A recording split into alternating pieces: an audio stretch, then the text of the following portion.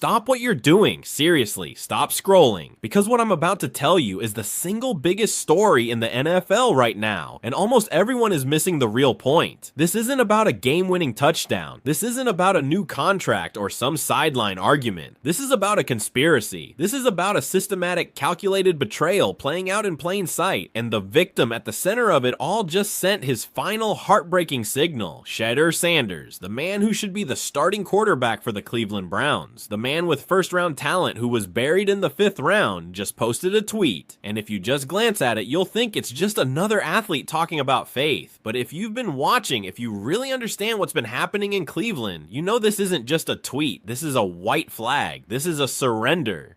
This was not some impulsive rant from a frustrated backup quarterback. This was not some emotional outburst from a kid who cannot handle adversity. This was something far more profound, far more devastating, and honestly far more heartbreaking than anything we have seen in recent memory. This was a supremely talented young quarterback with an incredible work ethic and undeniable NFL-level ability finally, painfully, accepting the harsh reality that no matter what he does, no matter how hard he works, no matter how much better he performs than the guy starting ahead of him, the Cleveland Browns simply do not want him to play. Period. Full stop. End of story. They are actively, calculatedly keeping him off the field. The tweet itself appeared innocent on the surface, and that's what makes it so tragic. Shedeur posted about the biggest lesson he has learned this season, talking about trusting in God, finding peace through faith, and letting go of the things he cannot control.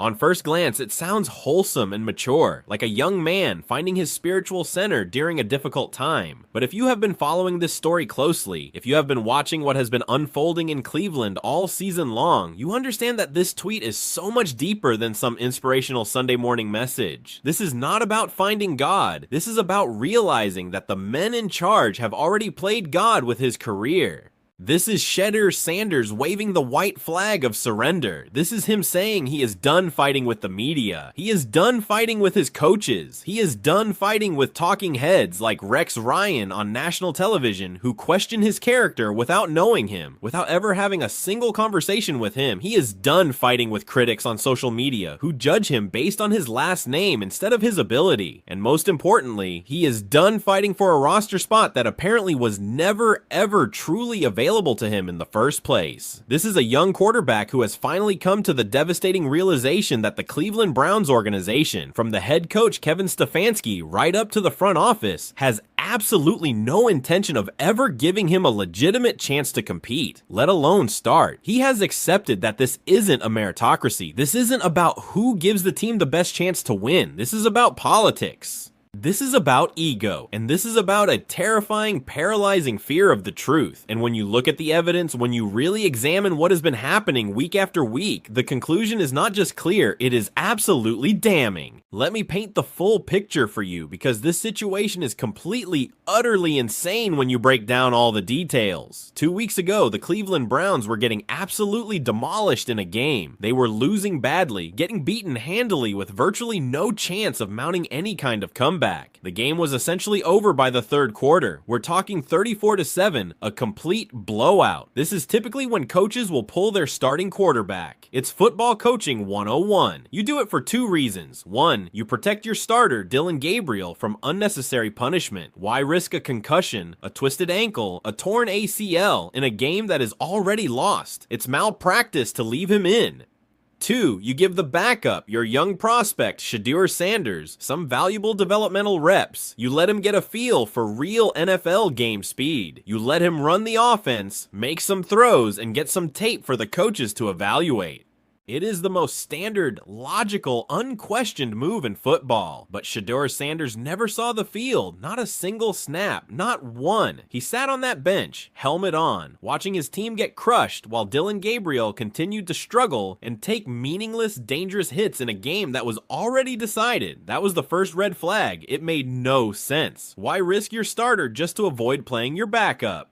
But fast forward to their game against the Miami Dolphins, and this is where the situation becomes absolutely indefensible. This is the smoking gun. This is the part that proves this is a conspiracy. The Browns are dominating. They are winning 31-6. The game is completely out of reach. It is a total blowout victory with zero drama. The clock is ticking down in the fourth quarter. The Miami Dolphins, the team that is losing, has already pulled their starting quarterback and have their backup in the game playing out the string in garbage time. This is the textbook definition, the perfect opportunity to get your young quarterback some real game experience in a zero pressure situation. Every single team in the league, from the best to the worst, does this. It is not even a question or a debate. You're up by 25 points. The game is completely decided. You let your backup get some throws in, hand the ball off, build some confidence, and get a feel for real NFL game speed.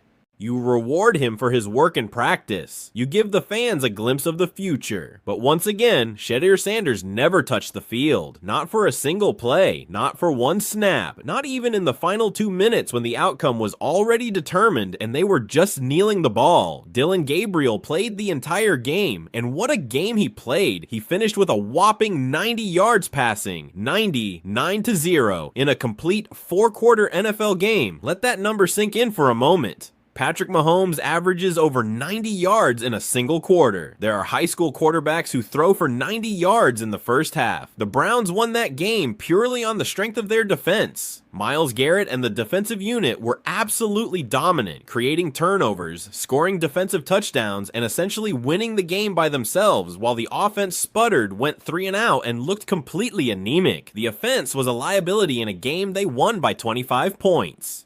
So let us recap the situation, because it is absolutely mind-blowing when you lay out all the facts. Shedeur Sanders does not play when the Browns are getting demolished and the game is over. He does not play when the Browns are winning in a massive blowout and the game is over. He does not see the field in garbage time when every other backup in the league would be playing. He does not get reps when the game is already decided, one way or the other. So when exactly is this man supposed to play? When is he going to get his opportunity? The answer is becoming painfully clear to everyone watching. There is no scenario. There is no situation where Kevin Stefanski will put Shedeur Sanders in the game. The Browns simply do not want Shedeur Sanders to play under any circumstances whatsoever, and that is when the realization hits Shedeur like a freight train. This is not about football anymore. This is not about earning your spot through hard work and performance. This is not about showing what you can do when given an opportunity. This is not about being ready. The decision has already been made at the highest levels of the organization, and nothing he does is going to change it.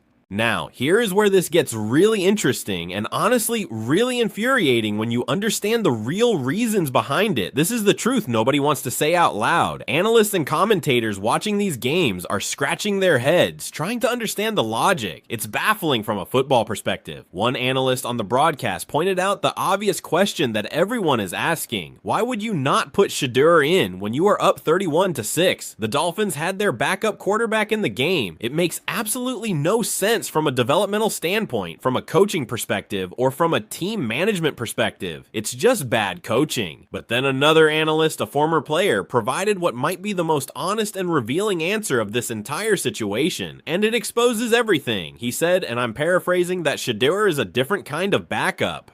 He explained that if they put Shedeur in the game for just 2 minutes for one series and he completes 2 passes, just 2 simple slant routes, do you know how many questions head coach Kevin Stefanski is going to have to answer on Monday? The media is going to go absolutely crazy. Reporters are going to be asking why the quarterback with the live arm isn't playing. They're going to ask why the offense suddenly looked competent. Fans are going to be calling for a quarterback change. The entire narrative surrounding the team is going to shift from supporting Dillon Gabriel to demanding Shedeur Sanders. So the coaching staff has made a calculated political decision to simply never let that situation develop in the first place. They are protecting Dillon Gabriel from competition. They are protecting their own decision-making from scrutiny. They are protecting themselves from the media firestorm that would inevitably follow if Shedeur actually got on the field and showed what every single person in that building, from the players to the janitors, already knows, that he is the more talented quarterback. Think about how absolutely insane, how corrupt, how anti-football that that admission is. The Cleveland Browns are so terrified of their backup quarterback playing well that they refuse to put him in the game under any circumstances. They would rather have their starting quarterback struggle with 90-yard passing performances, putting the entire burden on their $100 million defense, than risk their 5th-round pick looking competent for 2 minutes in garbage time. That is not a football decision. That is a political decision. That is a pride decision. That is an ego decision. That is discrimination based on talent, potential, and yes, 100% based on who his father is and the media attention that comes with the Sanders name. They are actively sabotaging their own team's development to avoid a difficult press conference. It is coaching malpractice. It is organizational cowardice. And Shedeur Sanders finally understands that now. That is why he posted that tweet. He is not waving a white flag because he has given up on his dream or because he does not believe in himself anymore. He is waving the white flag because he finally understands that this situation is completely, totally, and irrevocably out of his control. No amount of hard work and practice is going to change the Browns' minds. No amount of studying film is going to earn him a legitimate shot. No amount of being a great teammate or saying the right things to the media is going to get him on the field. The decision was made long before he ever arrived in Cleveland, and he is just now coming to terms with that devastating, soul-crushing reality. Now, let us rewind to draft day, because understanding how Shedeur ended up in this impossible situation requires going back to where this all started. This whole charade began in April. Everyone, and I mean literally everyone who follows the NFL draft closely, who watches college film, who isn't paid to push a false narrative, thought Shedeur Sanders was going to be a 1st-round pick. At worst, a 2nd-round pick. The experts, the real film grinders, had him ranked as one of the top 2 or 3 quarterbacks in the entire draft class, right alongside Cam Ward. There were conversations about Jackson Dart, maybe Quinn Ewers, possibly Will Howard entering the conversation, but Shedeur was supposed to go early. The talent was absolutely undeniable. His college film spoke for itself. This kid dominated at Colorado. He put up incredible numbers, showing NFL-level arm talent, demonstrating excellent decision-making under constant pressure, playing behind an offensive line that was little more than a rumor. He was running for his life on every single play and still delivering dimes, still showing poise and confidence that scouts dream about finding in a prospect. There was no legitimate debate among people who actually watched him play. This was a genuine 1st-round quarterback prospect with franchise potential. But then something strange started happening as the draft approached. Whispers began circulating throughout league circles. Rumors started spreading among front offices. Suddenly, there were character concerns being discussed in draft rooms. Not his ability, not his work ethic, not his leadership qualities, character concerns. And if you were paying attention, if you were really listening to what these concerns actually were, they had absolutely nothing to do with anything Shedeur Sanders had actually done wrong in his life. He had never been in trouble off the field. He had never been arrested. He had never been suspended. He had never had issues with teammates or coaches. He had never been involved in any scandals or controversies. He was a model citizen, a leader in the locker room. His character concerns were entirely based on one single factor that he has zero control over: his last name. Being the son of Deion Sanders, one of the most charismatic, outspoken, and powerful personalities in football history, was somehow being held against him.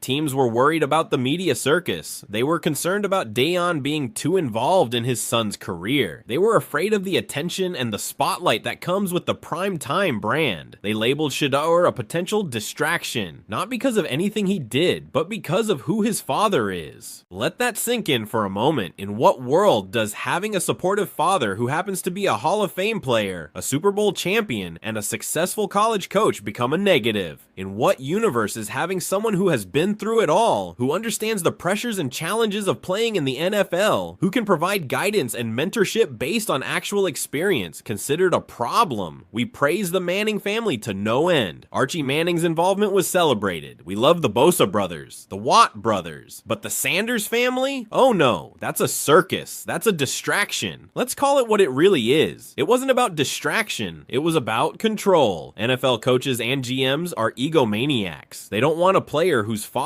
has a bigger platform than they do. They don't want a father who can't be intimidated, who will go on national television and call them out for their incompetence if they mistreat his son. They are afraid of Deion Sanders, and so they punished his son for it. Team after team passed on Shedeur Sanders in the draft, not because they didn't think he could play, but because they didn't want to deal with everything that came with his name. And so Shedeur kept falling. First round came and went, with lesser talents flying off the board. No call. Second round, still nothing. Third round, still on the board. Fourth round, this is getting ridiculous. And finally, in the fifth round, pick 157 overall, the Cleveland Browns selected him. A quarterback who was projected as a potential top 30 pick ended up going in the fifth round. The slide was absolutely unprecedented for a player of his caliber and talent level. Now, at the time, some optimistic people, myself included, thought maybe this was actually a blessing in disguise. Maybe Shedeur landing in Cleveland was going to work out perfectly. Maybe he would have a chance to develop behind a veteran, learn the system, work on the nuances of NFL quarterbacking, and eventually take over as the franchise quarterback. That optimistic view lasted about 5 seconds once people actually started watching what was happening in training camp and preseason. From the moment Shedeur stepped into the Browns facility, it became abundantly clear to anyone paying attention, media, teammates, coaches, that he was significantly better than Dillon Gabriel. Not marginally better, not he has a ways to go, but the potential is there. He was significantly better across the board right now.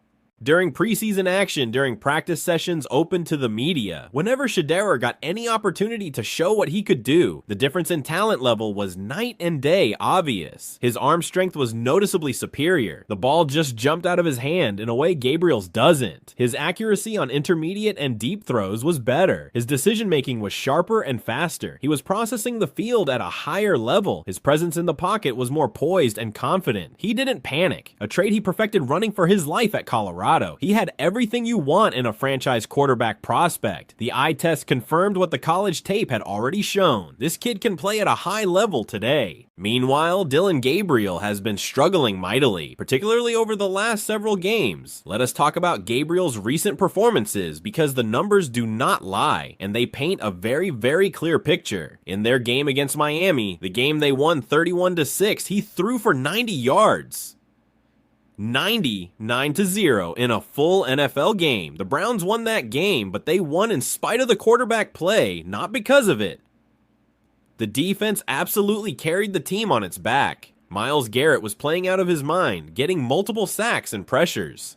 The secondary was creating turnovers and making plays all over the field. The defensive unit even scored touchdowns themselves. They did everything humanly possible to compensate for an offense that looked completely lifeless, conservative, and incapable of sustaining drives or scoring points. And this was not a one-game anomaly or just a bad day at the office. Gabriel has been playing poorly for multiple weeks now. His completion percentage is mediocre. His yards per attempt are among the worst in the league. He is not pushing the ball downfield. He is checking down constantly. The offense looks scared and conservative, and yet nothing changes. Gabriel remains the unquestioned starter, protected by the coaching staff, while Shedeur remains permanently glued to the bench in every single situation. The frustration is starting to boil over, and it is not just fans and media members who are noticing anymore. Players inside the Cleveland Browns locker room are starting to voice their concerns as well, though they are trying to be diplomatic about it. Myles Garrett, one of the absolute best defensive players in the entire NFL, a DPOY candidate, and the unquestioned leader of that Browns defense, recently made some very telling comments that everyone needs to pay attention to. He said he is tired of playing the same style of football week after week. He is tired of the defense having to win every single game, having to pitch a shutout, having to score points themselves, while the offense sputters and struggles to move the ball or put points on the board. He is tired of carrying the entire team on his back, because the quarterback position continues to be a revolving door of mediocrity and disappointment. Now, Garrett was diplomatic and professional enough not to call out Dillon Gabriel by name or directly demand that Shedeur Sanders play instead, but everyone who heard those comments understood exactly what he was saying. When you are one of the elite defensive players in the league, making $40 million a year, and you are publicly expressing frustration about having to win games by yourself because the offense cannot hold up its end of the bargain, that That is a massive problem. That is a locker room starting to fracture. That is a team leader losing faith in the coaching staff's decisions. He's looking at the offense, then looking at Shedeur on the sideline, and he's doing the math, and it's not adding up. And here is what makes this situation even more maddening and frustrating for everyone watching. It is not like Shedeur is some unproven commodity who needs years of development before he can contribute. This is not a raw athlete who has all the physical tools but needs to learn how to play the position and read NFL defenses. This isn't Anthony Richardson. This is a guy who grew up around the NFL. He's been in NFL locker rooms since he was 5 years old. He has been groomed for this his entire life by a Hall of Famer. This stage is not too big for him. Shedeur Sanders has shown over and over again throughout his entire football career that he can play at a high level right now. He is ready. He is prepared. He has put in the work. People who follow him on social media see him training constantly on his off days.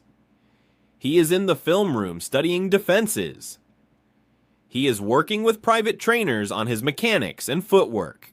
He is doing everything in his power, everything he can control to be ready when his opportunity comes. And yet none of it matters, because the Browns have made their decision, and they are sticking to it no matter what the evidence shows, no matter what the results on the field demonstrate, and no matter how much talent they are wasting. Now let us talk about some of the other teams that were interested in Shedeur during the draft process, because this makes the Browns' handling of the situation even more frustrating and inexcusable. The Baltimore Ravens reportedly wanted to draft Shedeur Sanders in the middle rounds. Think about that for a second. If Shedeur had ended up in Baltimore, there is a very real possibility he would be playing meaningful snaps right now and possibly even starting games. Lamar Jackson has dealt with various injuries throughout his career, and the Ravens have gone through multiple backup quarterbacks trying to find someone who can adequately fill in when needed and keep the offense functional. Shedeur would have had legitimate opportunities to play and show what he can do in an offensive system designed by one of the best minds in football, Todd Monken. He would be thriving. The Philadelphia Eagles also had interest in drafting him according to multiple reports. Now, obviously, he would not be starting over Jalen Hurts, who is one of the best young quarterbacks in the entire league and a legitimate MVP candidate, but he would have landed in an incredibly well-run organization with excellent coaching, a solid offensive system, elite offensive weapons, and a clear path to potentially becoming a starter down the road, or at worst, the most valuable backup in the NFL. Either of those situations would have been infinitely better for Shedeur's career development and mental health than what he is currently experiencing in Cleveland. But the draft works in mysterious ways, and sometimes talented players end up in the worst possible situations through no fault of their own. He landed in the one place that sees his talent not as an asset, but as a threat. But there is more to this story that has not fully come out yet, and this is where things get really interesting.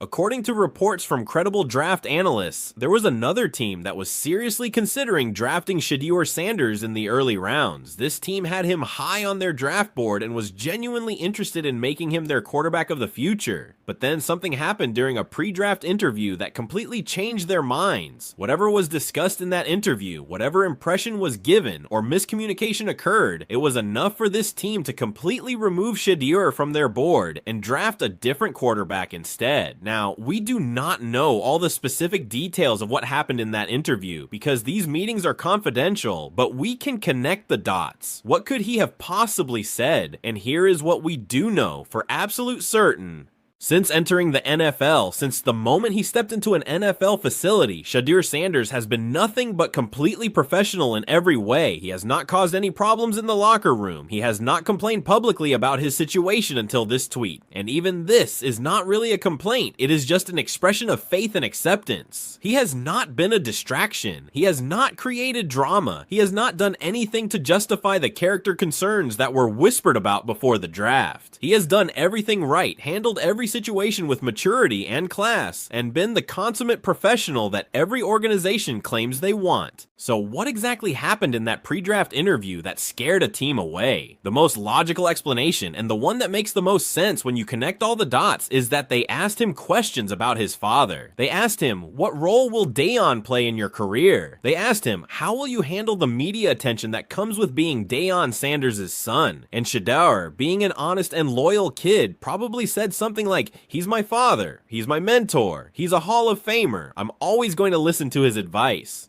And that simple, honest, loyal answer was the wrong answer.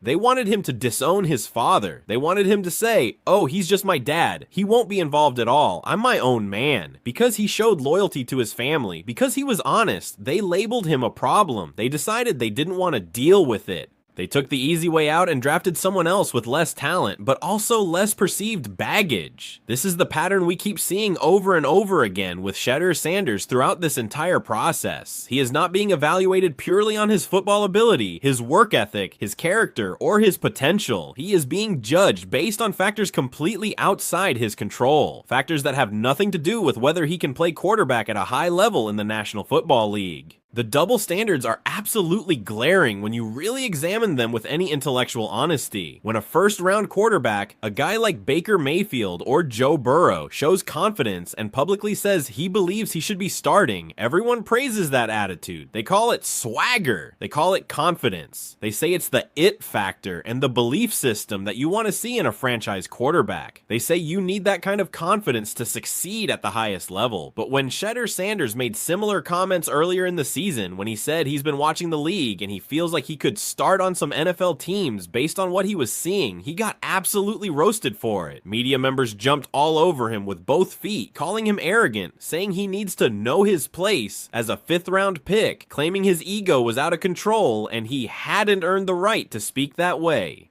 But here is the question nobody wants to honestly answer. Was he actually wrong? Looking at some of the quarterback play around the league this season, looking at teams that are genuinely struggling at the position, and trotting out quarterbacks who clearly are not the answer. Is it really that absurd or outrageous for a talented young quarterback to believe he could help some of those teams? Of course not. He was speaking the truth. The truth is, if Shedeur had been drafted in the first round by a team that believed in him, if he had a different last name that did not come with all the attention and expectations, those exact same comments would have been praised as confidence and self-belief. But because he fell to the 5th round, and because his last name is Sanders and his father is primetime, suddenly that same confidence is treated as a character flaw and evidence of immaturity. He is not allowed to believe in himself. He is expected to sit quietly, be grateful for the opportunity, and never voice any frustration or ambition. That is the impossible standard he is being held to, and it is completely, fundamentally unfair. He's in an impossible circular trap. He's only a 5th-round pick because of his name, and now he's being treated like a 5th-round pick and told to know his place because of his draft status. It's a setup. It's a rigged game. So when Shedeur posted that tweet about trusting in God and finding peace, what he was really saying is this: the biggest lesson he has learned this season is that he has done everything humanly possible within his control. He has worked harder than anyone. He has been professional in every situation. He has been a good teammate who supports even the guy playing ahead of him. He has kept his mouth shut and not complained publicly even when he had every right to. He has studied film endlessly and trained relentlessly. And despite all of that, despite doing absolutely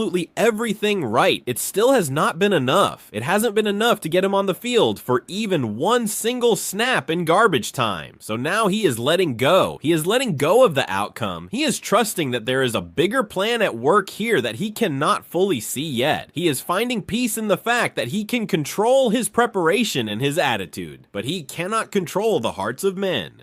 He cannot control how NFL executives and coaches view him or the political ego-driven decisions they make.